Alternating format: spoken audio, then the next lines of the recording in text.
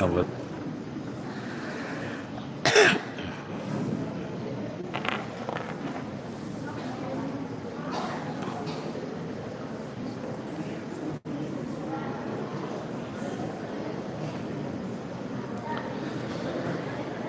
Kita mulai.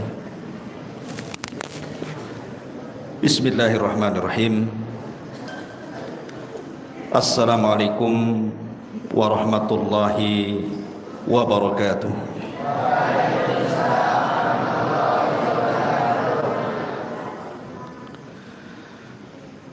Alhamdulillah. Alhamdulillahi rabbil alamin. Wa bihi nasta'in wa ala umurid dunya waddin. Wassalatu wassalamu ala ashrafil anbiya'i wal mursalin sayyidina Muhammadin wa ala alihi wa sahbihi ajmain, amma ba'd.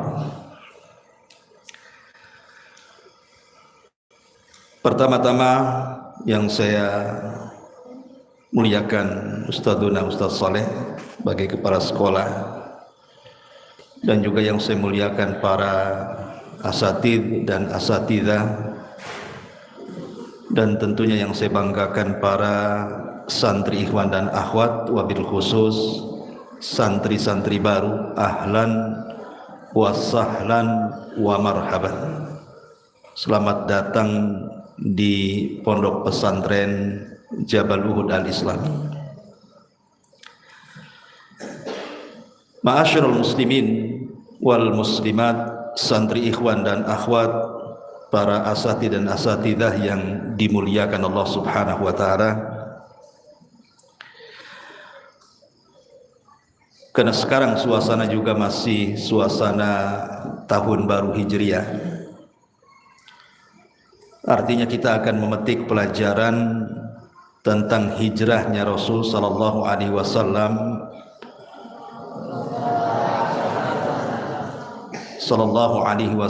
dan juga nanti banyak pelajaran yang bisa kita petik wabil khusus untuk para santri. Jadi saya ingin memberikan motivasi khususnya santri baru bagaimana harus tinggal di pesantren.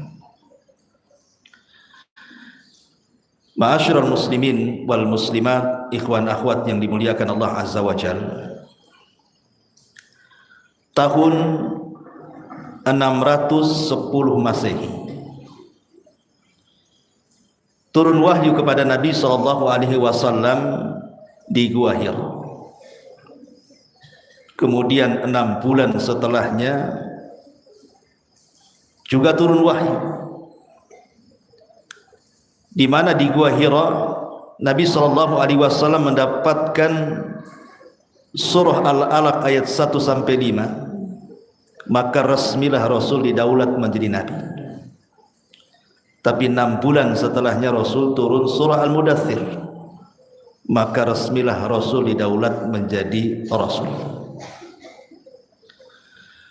Kemudian Nabi sallallahu alaihi wasallam berdakwah secara sirriyah, tidak terang-terangan, selama 3 tahun sampai tahun 613 Masehi.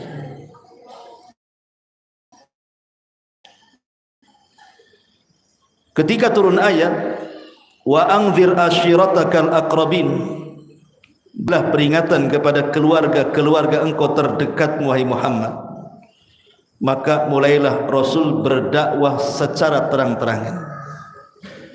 Dimulai dari tahun 614 Masehi. Di situ Rasul mulai berdakwah tuh terang-terang, dan ditentang oleh banyak tokoh-tokoh kafir Quraisy. Ketika tahun 615 Masehi, maka Nabi sallallahu alaihi wasallam pun mengizinkan para sahabat untuk hijrah pertama kali. Kemana? Ke Ethiopia atau dikenal dengan Habasyah. Karena di sana ada seorang raja Nasrani yang adil namanya Ashamah ibnu Afjur. atau gelarnya disebut An-Najasyi. Kemudian tahun 616 Hijriah, 16 Masehi, maka terjadi gelombang hijrah kedua. Dan di tahun yang sama masuk Islamlah Hamzah dan Umar ibn Khattab radhiyallahu anhu. Dan di tahun yang sama terjadi pemboikotan Bani Hashim selama 3 tahun sampai 619 Masehi.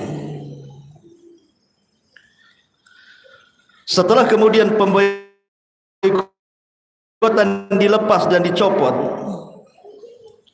maka tahun 619 Masehi ada 2 peristiwa besar.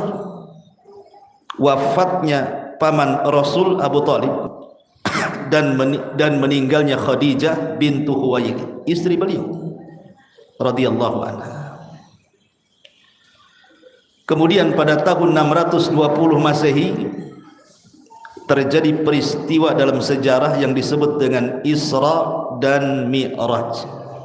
Rasul naik ke langit.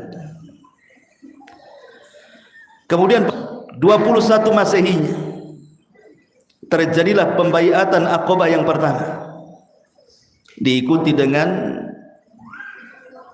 12 orang-orang muhajirin, orang-orang Ansar dari kalangan Khazraj. Kemudian pada tahun 622 Masehi, disinilah terjadi 3 peristiwa. Pertama, Baiat Aqabah yang kedua. Kemudian yang kedua, turun wahyu kepada Nabi SAW untuk berangkat hijrah. Dan yang ketiga, betul-betul Rasul mengumumkan kepada seluruh para sahabat untuk hijrah ke Madinah. Tahun 622 Masehi. Karena belum ada hijriah kan, masih di Mekah, makanya pakai Masehi. Itulah secara singkat kronologi kenapa sampai Rasul hijrah. Ma'asyiral muslimin wal muslimat, santri, ikhwan dan akhwat yang dimuliakan Allah Azza wa Jalla, tepat di akhir bulan Safar. Sekarang bulan apa? Muharram. Habis Muharram, Safar. Habis Safar, Rabiul Awal, Rabiul Akhir, Jumadil Awal, Jumadil Tsani, kemudian Rajab, Sya'ban, Ramadan, Syawal, Dzulqa'dah, Dzulhijjah. Alhamdulillah, saya kira Ramadan aja yang hafal, rupanya udah hafal ya. Jadi di akhir bulan Safar itu, tepat di tanggal 27 Safar, begitu oleh sebagian kalangan ahli sirah itu, Nabi SAW sebelumnya sudah memerintahkan para sahabat untuk hijrah secara sembunyi-sembunyi.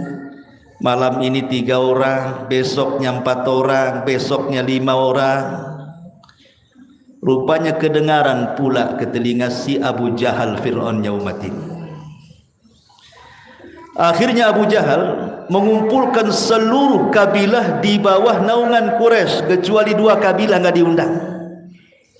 Karena 2 kabilah yang tidak diundang itu penyokong berat Nabi, enggak diundang tuh dalam acara rapat paripurna tuh. Pertama Bani Hashim enggak diundang. Yang kedua Bani Muttalib enggak diundang. Tapi semua kabilah, Bani Abdiddar, kemudian juga Bani Mahzum, Bani Naufal, dan kabilah hampir semua, bahkan terkumpul 100 tokoh. Itu dikumpulkan Abu Jahal di satu tempat namanya Daru An-Nadwah. Itu Daru An-Nadwah itu tempat rapat, dulunya dibangun oleh kaki Rasul, tapi digunakan rapat untuk membunuh Rasul. Itulah Daru An-Nadwah. Kumpul di situ 100 tokoh orang-orang Quraisy dari berbagai macam kabilah. Tujuannya apa? Untuk menyakiti Nabi. Celakanya dalam rapat itu datang pula orang tua yang sudah kakek-kakek ngaku dari Najd. Kemudian ngomong sama Abu Jahal, boleh nggak saya ikut rapat, katanya. Saya ini dari Najd dan Najd terkenal ahli debat. Akhirnya dipersilahkan. Rupanya kakek dari Najd itu adalah iblis yang menjelma orang tua pura-pura ingin ikut rapat. Bayangkan adik-adik, kalau rapat iblis hadir di situ, kacau nggak tuh rapatnya? Kacau lah, ya kan? Ma'asyiral muslimin wal muslimat, ikhwan akhwat yang dimuliakan Allah Azza wa Jalla. Terjadilah rapat di situ. Macam-macam ide dikemukakan. Ada yang mengatakan kita tangkap saja si Muhammad itu, kita penjarakan, selesailah urusan. Yang lain mengatakan, oh jangan, kita usir saja. Yang lain mengatakan bunuh saja biar selesai masalahnya. Dari ide-ide ini turun ayat memberitahu Nabi SAW dalam surah Al-Anfal itu, wa idh yamkuru bikal ladzina kafaru liyuthbituka aw yaqtuluka aw yukhrijuk wa yamkuruna wa yamkurullah wallahu khairul makirin. Ingatlah ketika mereka membuat makar kepadamu wahai Muhammad. Mereka hendak memenjarakan kamu, mereka hendak membunuh kamu, mereka hendak mengusir kamu, dan mereka terus membuat makar. Tapi Allah punya makar, dan sebaik-baik makar adalah makar Allah. Sampailah informasi rapat itu kepada Rasul lewat informasi Jibril. Maka di malam itu, satu sisi mereka rapat nih, sisi lain Nabi SAW berada di rumahnya. Datang Jibril dan mengatakan, ya Muhammad, la tanam ala firashika allati tabitu fiha. Jangan kau tidur di tempat yang engkau biasa tidur di situ. Fa innallaha amaraka bil hijrah, karena Allah sudah memerintahkan kamu untuk hijrah. Bahagia Nabi. Ini yang ditunggu-tunggu Nabi. Ada perintah hijrah dari langit, karena sebagian sahabat sudah berangkat. Makanya kemudian Nabi SAW di pagi-pagi buta sudah mempersiapkan semuanya. Ketika siang-siang terik matahari, datang dia kepada kawannya yang sangat setia. Siapa? Siapa yang tahu? Abdullah ibnu Uthman. Siapa Abdullah ibn Uthman? Abu Bakar. Jadi namanya Abu Bakar itu Abdullah ibn Uthman ibn Abi Kuhafah namanya. Lah Rasul datang tuh ke rumahnya Abu Bakar. Di sisi lain Abu Jahal ini setelah malamnya rapat tuh, yang kemudian semua ide ditolak kecuali idenya Abu Jahal. Kata Abu Jahal, saya setuju bahwa Muhammad itu kita bantai saja, kita bunuh saja. Tapi cara membunuhnya, masing-masing kabilah kirim anak-anak muda terbaik. Kalau kita kirim 1-2 orang saja membunuh Nabi, Bani Hashim dan Muttalib bangkit perang saudara, berabe kita, masalah nanti. Tapi kalau masing-masing kabilah terlibat dalam pembunuhan, nggak mungkin lah Bani Hashim sama Bani Muttalib menghadapi puluhan kabilah. Paling tinggi minta diat, kita bayar 100 unta. Selesai katanya. Akhirnya kemudian pagi-pagi buta, Abu Jahal sudah mempersiapkan anak-anak muda untuk melakukan pembunuhan di malam hari. Nabi juga sama, sedang mempersiapkan perbekalan hijrah bersama Abu Bakar. Ini sama-sama membuat program. Ketika di malam hari, Nabi teringatlah ada barang-barang orang-orang musyrik itu yang dititipkan di rumah belum dikembalikan. sehingga Nabi SAW harus mengembalikan. Masalahnya kan suasana lagi genting nih. Makanya kemudian dipanggilah Ali radhiyallahu an malam itu, ya Ali, ini barang-barang orang kafir Quraisy, kau kembalikan ya. Yang kedua, kau tidurlah di tempat tidurku, nim ala firashi, tidur di tempat tidurku hai Ali, tidak akan ada yang menyentuh kamu, tenang saja. Maka Abu Jahal kemudian ketika itu sudah mempersiapkan pasukan tuh, anak-anak muda terbaik dari semua kabilah, dipimpin langsung oleh dia tuh si Abu Jahal. Kemudian mengepung rumah Nabi, dikepung rumah Nabi, Nabi pula ada di dalam. Tetapi walaupun orang-orang musyrik di atas kejahiliahannya, mereka para penyembah berhala, tetap dalam penyerangan mereka perang itu pakai etika, ada adab. Nah, ini penting. Orang musyrik saja punya adab, masa kita orang Islam tak punya adab? Ya kan? Harus punya adab. Mereka punya adab dalam peperangan. Tidak boleh ketika kemudian mengepung rumah Rasul main dobrak gitu ya, main bakar rumah, enggak boleh. Nunggu Nabi keluar, ditunggu. Karena memasuki rumah yang tanpa izin itu aib bagi mereka, walaupun suasananya lagi mengepung tuh. Itulah adabnya orang musyrik tuh, walaupun mereka musyrik punya adab tuh. Ditunggu tuh sampai Rasul keluar.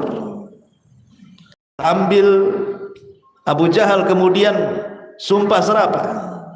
Bahkan ada kata-kata Abu Jahal yang dicatat dalam sirah itu. Apa kata Abu Jahal sambil berteriak nyindir Nabi? Nabi ada di dalam, dia ada di luar, berteriak-teriak tuh. Salah satu ucapan Abu Jahal apa? Di hadapan pasukan yang dibawanya itu, hei sahabat-sahabatku, ingat enggak kalian, si Muhammad pernah ngomong kepada kita, siapa yang ikut dia maka dia akan mampu menguasai dunia, dan kalau dia mati dia akan masuk surga. Tapi siapa yang tidak ikut dia maka kita akan disembelih dia, dan kalau mati masuk neraka, katanya.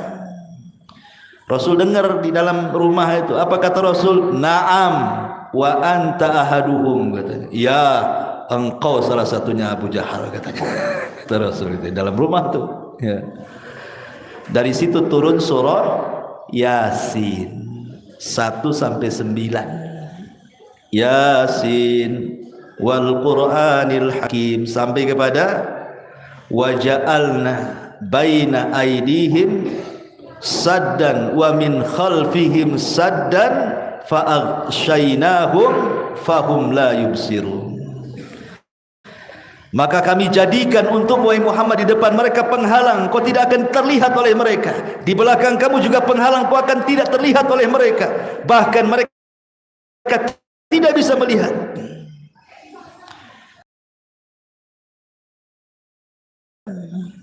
Kan ada tuh kalau masa-masa kecil gitu orang sejarah itu, katanya Rasul pegang pasir, kemudian dilempar ke langit, akhirnya pasir itu diterbangkan Allah, kemudian kelilipan mukanya orang-orang itu sampai ngantuk, kemudian tidur kan.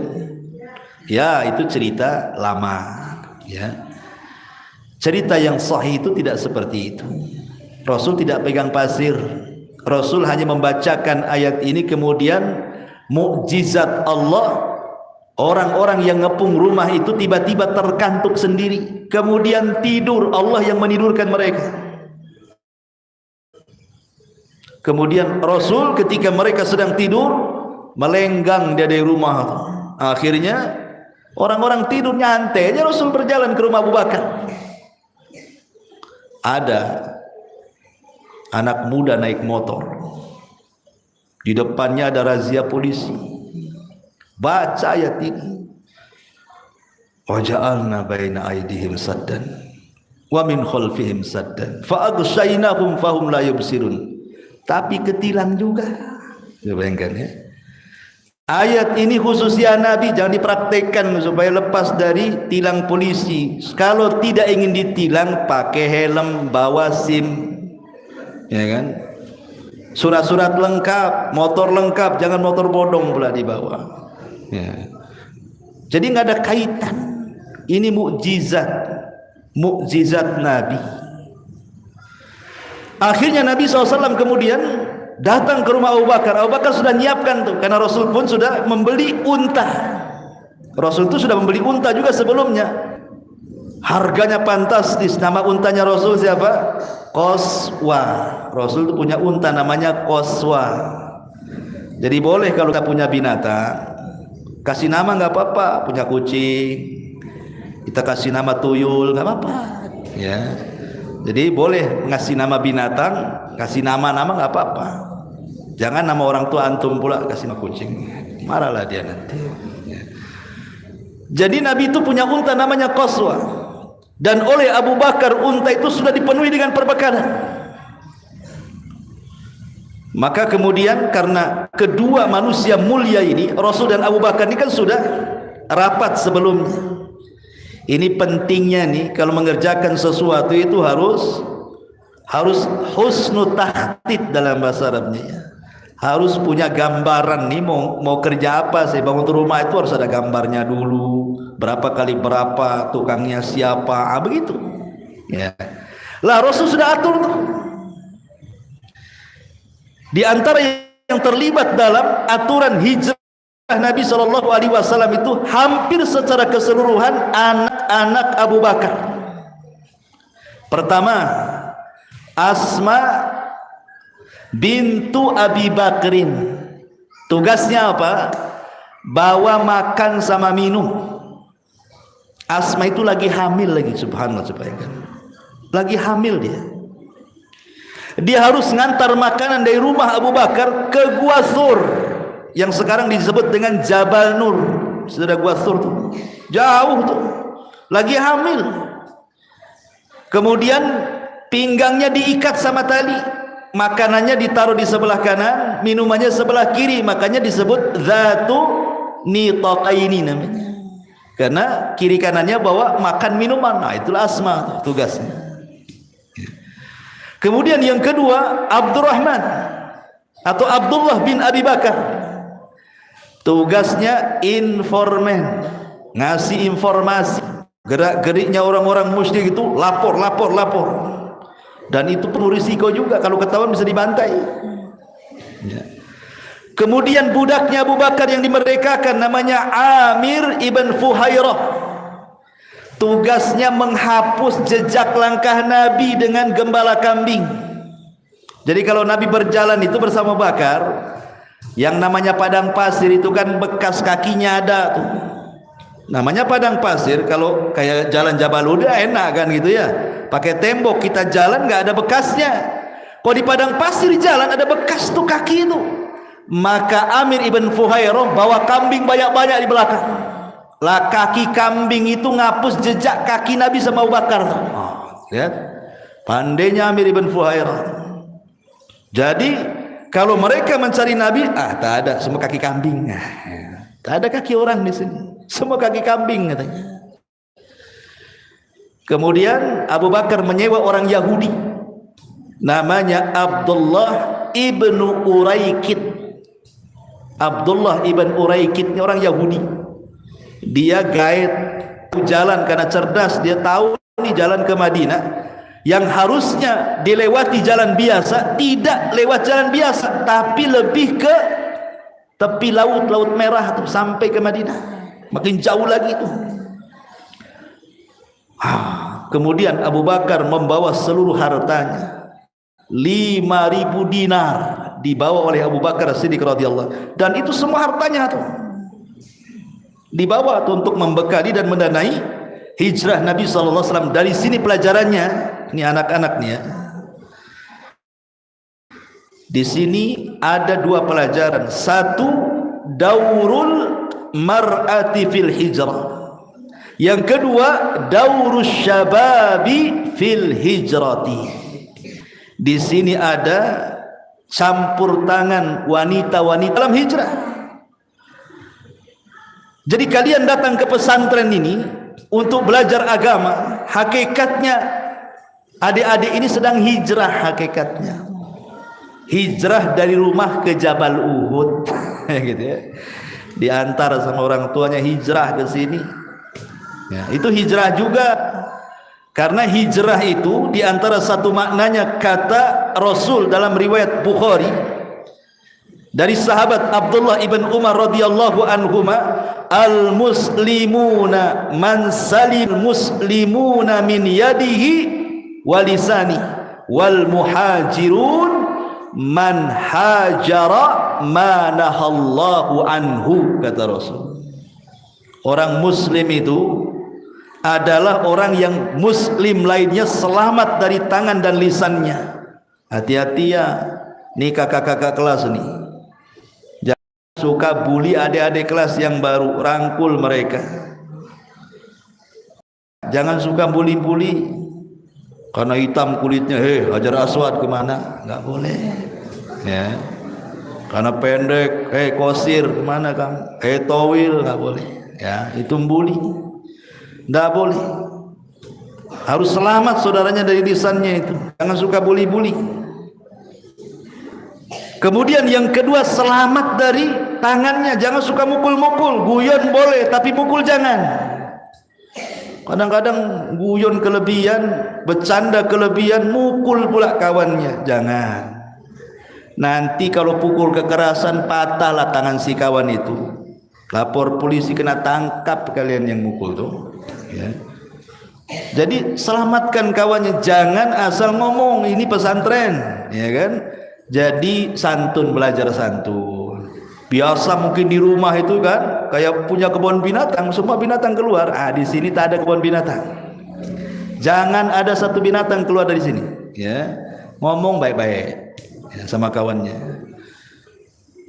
Jangan suka main tangan, baik ke orang atau ke fasilitas pesantren, jangan.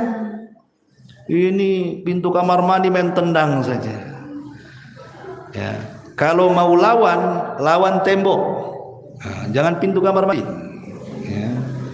Kalau bisa tembok aja lah tendangnya itu ya. Ma'asyiral muslimat wal muslimin rahimani wa rahimakumullah. Kemudian di sini kata Rasul, dan orang yang hijrah itu, ada orang yang hijrah dari apa yang Allah larang. Allah melarang nih sesuatu, kita tinggalkan, berarti kita sedang berhijrah. Allah larang tidak boleh mengucapkan kalimat kotor, kita tinggalkan, berarti kita sedang hijrah dari kalimat yang kotor ke kalimat yang baik. Allah larang kita tidak boleh durhaka kepada orang tua, kemudian kita berbakti kepada orang tua, berarti kita sedang hijrah dari durhaka kepada berbakti. Allah larang minum khamr, Allah larang narkoba, Allah larang pacaran, Allah larang apa lagi? Berzina, zina mata, zina telinga, zina kaki, zina tangan, dan begitu seterusnya. Kalau kita tinggalkan, berarti adik-adik ini sedang hijrah, termasuk nih memperbaiki yang tidak baik, akhlaknya menjadi baik, itu bagian daripada hijrah tuh. Nah, adik-adik ini yang baru-baru ini lagi hijrah. Semua yang ada di sini lagi hijrah tuh ke Jabal Uhud itu. Bilang sama mak bapaknya nanti, saya lagi hijrah mak, katanya. Doakan. Gitu ya. Jadi anak-anak baru nih dan anak-anak lama juga sama. Sebenarnya anak baru dengan anak lama sama aja ya. Yang paling baik itu adalah akhlaknya. Kalau anak baru dia akhlaknya bagus, mantap. Anak lama akhlaknya jelek, tak mantap tuh ya. Jadi hijrah itu merubah karakter. Tolong, ini pesantren ya, rubah akhlak kita yang baik. Kemudian yang kedua, dauru anak usia. Siapa yang akan meneruskan perjuangan kalau bukan adik-adik? Siapa lagi? Nggak ada. Karena umur manusia itu terbatas ya. Di usia 60-70 tahun itu udah diantar ke Tamiang. Jadi anda inilah yang akan menjadi penerus kita itu nanti. Maka serius dalam belajar ya, jangan main-main, serius ya. Jangan tidur ada jamnya. Kalau di pengajian jangan tidur ya. Kalau tidur cepat keluar, ambil wudu. Ma'asyiral muslimat yang dimuliakan, muslimin wal muslimat yang dimuliakan Allah Azza wa Jalla. Kemudian juga ada makanya sekali lagi tingkatkan momen hijrah ini supaya pas kita ini belajar ya. Kembali ke kisah. Ma'asyiral muslimin wal muslimat, adikku yang dimuliakan Allah Azza wa Jalla. Sampai mana tadi sampai? Jadi Nabi SAW setelah kemudian berangkat dari Abu Bakar bersembunyi di mana? Di Gua Thur. Gua Thur di mana? Jabal Nur. Disitulah Nabi bersembunyi. Berapa hari? 3 hari. Ada yang makan dimulai tanggal 27 Safar, tanggal 28 Safar, tanggal 29 Safar. Habis tanggal 29 masuk tanggal 1 Rabiul Awal. Jadi hijrah Rasul itu di Rabiul Awal. Disitulah setatnya Rasul hijrah. Makanya bulan Rabiul Awal itu terjadi 3 peristiwa besar dalam sejarah. 1 kelahiran Nabi, 2 hijrah Nabi, 3 wafatnya Nabi. Itu semua di Rabiul Awal. Lah ketika kemudian Rasul sudah berangkat, kemudian Abu Jahal sedang mengepung rumah Rasul, sampai pagi kok nggak muncul-muncul Nabi itu dari rumahnya tuh. Terpaksalah mereka harus buka tuh rumahnya. Rupanya dibuka, tak ada pula Nabi, yang ada Abu Ali radhiyallahu an. Maka Abu Jahal mengatakan, "Ya Ali, aina Muhammad?" Hei Ali, di mana Muhammad? Kata Ali, "Tak tahu saya." Ditempeleng Ali sama Abu Jahal. Tapi Abu Jahal kan tak berani membunuh Ali. Ali itu putra pembesar Arab, Abu Talib. Siapa yang berani membunuh dia? Ya dibiarkan gitu sajalah kan itu. Akhirnya Abu Jahal naik ke bukit Abi Kubais. Nah, sekarang jadi istana raja. Kumpulkan semua orang-orang Quraisy. Ya. Hei orang-orang Quraisy, siapa yang bisa menangkap Muhammad hidup ataupun mati, maka kalian akan mendapatkan mi'atu ibil, 100 ekor unta. Unta ikhwan, itu kendaraan yang paling mahal kala itu. Satu unta kalau tipe B itu harganya 60 juta. Sekarang kalau tipe A 100 juta lebih itu. Kalau tipe A1 ini 150 juta tuh unta tuh. Jadi satu unta itu bisa lah beli 1 mobil Avanza. Itu kalau tipe A. 100 ekor unta, 100 mobil Avanza ikhwan. Kaya ini. 100 mobil Avanza bisa buka dealer kita. Dealer unta. 100 ekor unta. Ya anak-anak muda bangkitlah. Akhirnya kemudian mereka pun disebar luas untuk menangkap Nabi SAW. Nabi sudah berangkat setelah 3 hari di Gua Thur itu. Rupanya di tengah jalan masuk kawasan Suraqah ibn Malik. Jadi melewati kabilah. Di situ pembesarnya namanya Suraqah ibn Malik.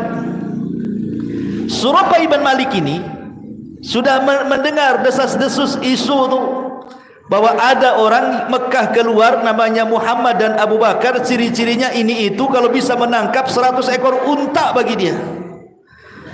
Dan itu sudah menjadi pembicaraan di kabilahnya itulah. Rasul lewat di kabilah situ tuh, di kabilah Suraqah ibn Malik itu. Suraqah ini ngomong, ketika itu banyak kawan-kawannya melihat Nabi dan Abu Bakar, karena hijrah itu Rasul berapa orang hijrah? Berempat Rasul itu hijrah itu ikhwan. Ya, Rasul itu hijrah berempat dengan 2 ekor unta. 1 Rasul, 2 Abu Bakar, 3 Amir ibn Fuhairah, dan 4 Abdullah ibn Uraiqid. Ini 4 orang yang ikut hijrah. Kadang-kadang gantian naik unta, Abu Bakar naik unta, kadang-kadang yang lain naik unta jalan kaki. Namanya unta 1, unta 2, ya gantian lah kan begitu. Jadi akhirnya nih kabilahnya Suraqah ibn Malik al-Ashja'i ini kok nampak orang itu kayak persis yang dihabarkan orang Mekah. Jangan-jangan itu dia, jangan-jangan itu dia katanya. Kalau gitu kita tangkap saja. Lumayan 100 ekor unta katanya. Kata Suraqah ibn Malik, "Oh bukan, kalian tersilap mata, itu bukan orang itulah," katanya. Sebenarnya Suraqah tahu yang jalan itu memang orang yang dicari, tapi Suraqah mengelabui kawan-kawannya supaya dia yang tangkap sendiri. Sebab kalau tangkap rame-rame 3 orang 100 bagi 3 sikit lah untanya nanti. Ya. Makanya kemudian oleh Suraqah, bukan itu, bukan Muhammad itu, bukan Abu Bakar itu katanya. Oh iya ya, ya sudah, akhirnya orang nggak biasa-biasa saja mereka di pasar. Ketika kemudian Rasul sudah jauh, Suraqah pulang, ngambil kuda, ngambil pedang, dikejarnya kemudian Rasul dengan Abu Bakar. Abu Bakar ini udah deg-degan tuh, lama cemana ini kata, ketahuan nih kata. Tetapi subhanallah, Suraqah ibn Malik niat membunuh Nabi, minimalnya menangkap Nabi hidup atau mati kan itu. Rupanya setelah dekat, Nabi SAW berdoa kepada Allah, Allahumma kfinihi, ya Allah cukupkan aku dari dia. Terserah kau buat apalah dia. Itu doanya Nabi itu. Allahumma kfinihi, ya Allah cukupkan engkau bagi dia. Terserah kau mau buat apa si Suraqah itu. Ketika Suraqah dengan kencangnya melaju memacu kuda itu, kemudian Allah buat kaki kudanya terperosok ke dalam pasir, pada pasir.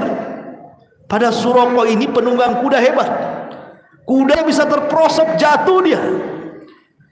Kemudian setelah jatuh bangun lagi, kudanya dibangunkan lagi, naik lagi, kemudian dipacu lagi, jatuh lagi, kemudian naik lagi, jatuh lagi. Aduh, malu kali itu. Orang kalau pandai trek-trekan motor, ya kan, kemudian jatuh 3 kali di arena, apa enggak mukanya taruh di mana tuh? Berarti enggak, bukan handal orang ini jatuh-jatuh terus kan itu ya. Akhirnya Suraqah ibn Malik yang tadinya niatnya membunuh Nabi, karena jatuh bolak-balik badannya ringsek gitu ya, patah sana patah sini, dia akhirnya minta maaf sama Nabi, jangan dibunuh. Tapi Nabi itu kan bukan Nabi pendendam, ya dimaafkan gitu saja, tapi dengan syarat, kata Abu Bakar, keluarkan catatan, catat, kita buat perjanjian. Ya, kemudian dibuatkan perjanjian itu. Lah Suraqah minta doa kepada Rasul, jangan sampai diceritakan kalau aku ini jatuh 3 kali dari kuda, malu aku katanya. Ini satu. Ya. Yang kedua,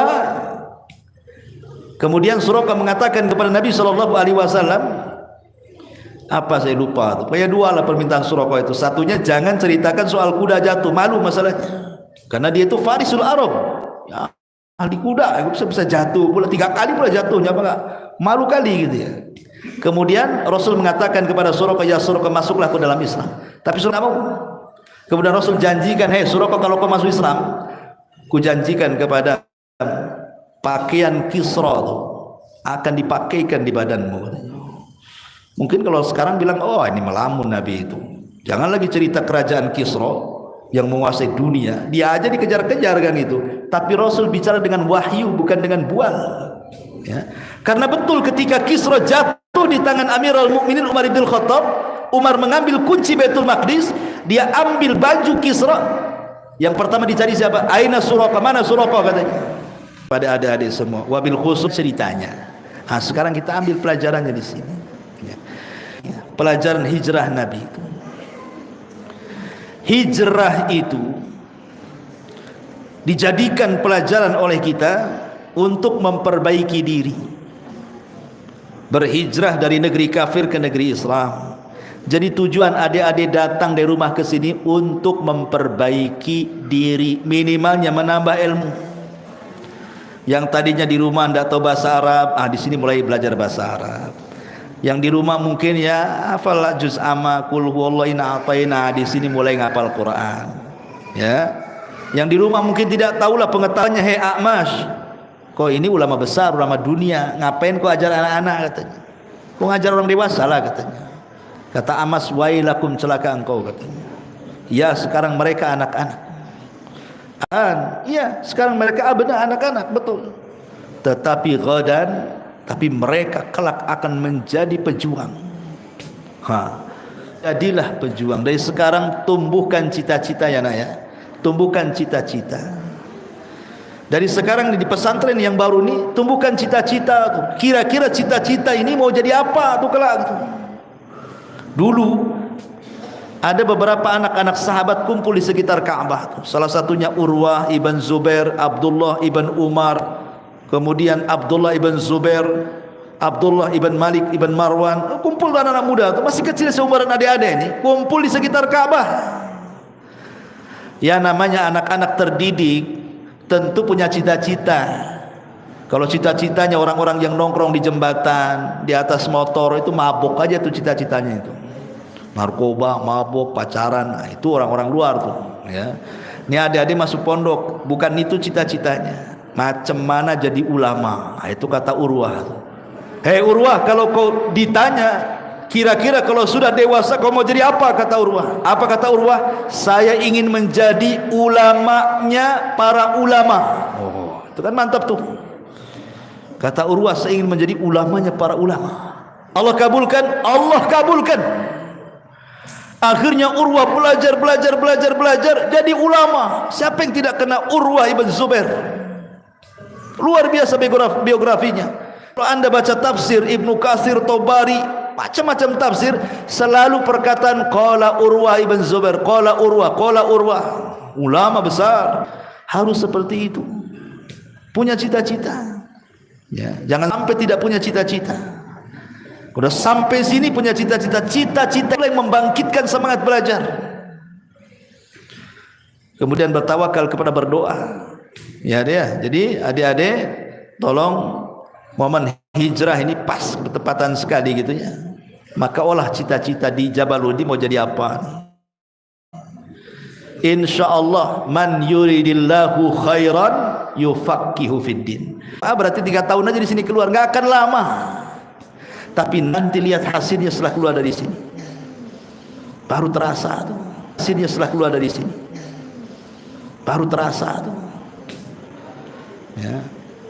Oh jam 3 harus bangun, setengah 4 harus bangun, di rumah enak lah kan jam 6 bangun. Nah, nggak bisa. Pejuang, mental pejuang. Kalau bisa jangan bangun. Bagaimana caranya Ustaz? Caranya tidur cepat kalau ingin bangun cepat. Ya. Tapi kalau tidur lambat, kapan bangun?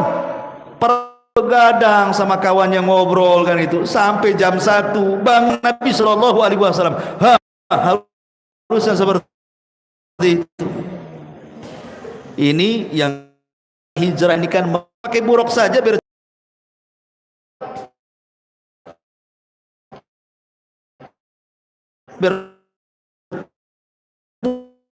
pusing itu orang-orang musyrik itu. Rupanya tujuan yang mulia itu terkandung. Saya proses belajar bahasa Arab di kok sulit sekali Ustaz. Dan itulah yang membuat kesuksesan. Nih Ustaz yang satu ini Ustaznya galak kali katanya. Sampai nggak suka saya. Awalnya saya suka belajar nahwu, Ustaznya galak jadi tak suka saya katanya. Jangan lihat Ustaznya. Ya, nggak apa-apa Ustaz itu sangar, hati Ustaz itu baik sebenarnya. Jadi jangan lihat Ustaznya, lihat yang ngajar apa, asraf ilmunya. Karena orang yang tidak sabar karena peritnya seorang Ustaz ketika mengajar, maka kata Imam Syafi'i rahimahullahu taala, tunggulah penyesalan dia. Ya. Wa man lam yasbir ala murri muallimika kata. Kalau orang tidak sabar karena buruknya muamalah seorang guru kepada murid, ya terkadang kan begitu ya. Ada beberapa ustaz mungkin kurang bagus, mungkin ucapannya kurang bagus, tingkah lakunya kurang bagus. Hati mereka itu baik, ya hati mereka insya Allah baik. Ingin adik-adik itu cerdas di sini, jadi harus sabar. Ya, harus bangun jam 3:30 sabar, ngapal Quran seterus 1 muka setiap hari sabar, harus sabar. Insya Allah ada waktunya nanti. Tanyalah mungkin adik-adik yang baru, adik-adik yang lama macam mana awal-awal tuh. Anda akan tahu bahwa kesabaran dalam menuntut ilmu itulah membuahkan hasil. Ya, jadi itu diantara nasihat Ustadz ke adik-adik semuanya. Jadikan momen hijrah ini momen bulan Muharram, bertepatan pula kita bulan Muharram kan. Nah, dan kita diingatkan dengan hijrah, jadikan momen hijrah Nabi SAW ini sebuah pecut bagi adik-adik untuk betul-betul yang sudah lama tingkatkan, yang baru maka berusaha nengok kakak kelasnya macam mana. Insyaallah ya, mungkin nggak kerasan itu seminggu 2 minggu saja, nanti lama-lama kerasan di sini. Insyaallah. Bahkan banyak orang yang nggak mau pulang kalau sudah tinggal di pesantren ini. Insyaallah mudah-mudahan Allah memberikan kesehatan kepada kita semuanya dan kita bisa belajar di sini dengan baik. Dan saya ucapkan ribuan terima kasih kepada para asatid, kepada Ustaz Shalih wabil khusus, dan kepada para musyrif dan juga musrifah, dan juga kepada antum semuanya bisa hadir di malam hari ini. Dan saya hanya berdoa kepada Allah Subhanahu wa taala mudah-mudahan kita semuanya diberikan istiqomah ya untuk senantiasa mengamalkan Al-Qur'an dan sunnah Nabi sallallahu alaihi wasallam ala fahmi. Subhanakallah bihamdika asyhadu an la ilaha illa anta astaghfiruka wa atubu ilaik. Allahu ta'ala. Assalamualaikum warahmatullahi wabarakatuh. Saya kembalikan ke Ustaz Soleh. Ya.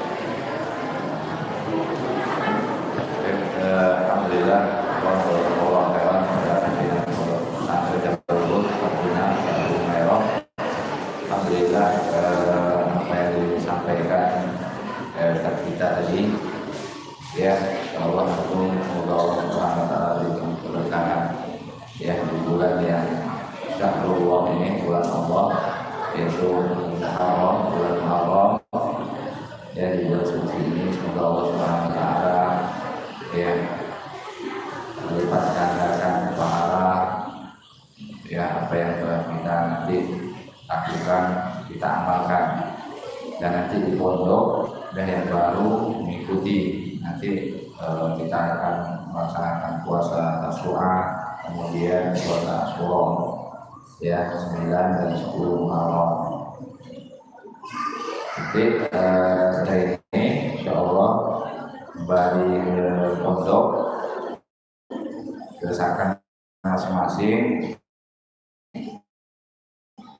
Tiga muslim, ada 3 muslim yang menjaga yang di akan atas yang baru, ada di Wahyu yang ada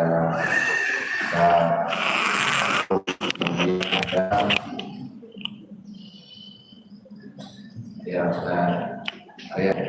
yang 3 orang nanti kalau ada air kecil dan juga Muhammad